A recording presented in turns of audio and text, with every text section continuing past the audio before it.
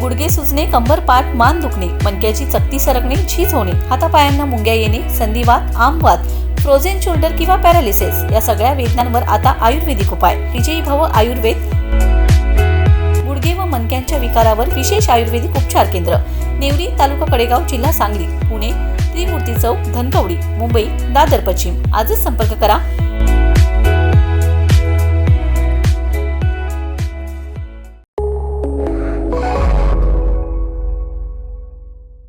नमस्कार, मी मयुरी आणि आपण पाहत आहात 7 स्टार न्यूज.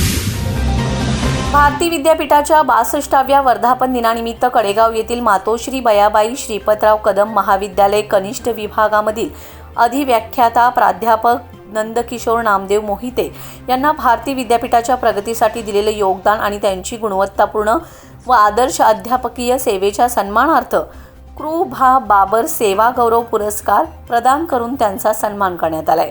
पुणे येथील कात्रज धनकवडी शैक्षणिक परिसरात पार पडलेल्या भारती विद्यापीठाच्या वर्धापन दिन सोहळ्यात राज्याचे महसूल मंत्री चंद्रशेखर बावनकुळे तसेच ज्येष्ठ पत्रकार राजदीप सरदेसाई, शालेय शिक्षण मंत्री दादासाहेब भुसे यांच्या हस्ते हा पुरस्कार प्रदान करण्यात आलाय.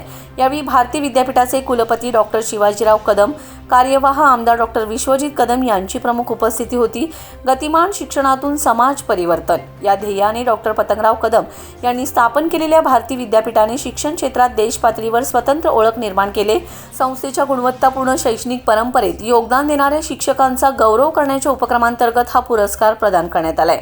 प्राध्यापक नंदकिशोर मोहिते यांनी आपल्या सेवा काळात विद्यार्थी केंद्रित अध्यापन, शैक्षणिक गुणवत्ता आणि संस्थेप्रती निष्ठा जपत उल्लेखनीय कार्य केले. त्यांच्या या कार्याची दखल घेत त्यांना कृ. भा. बाबर सेवा गौरव पुरस्कार देऊन गौरविण्यात आले.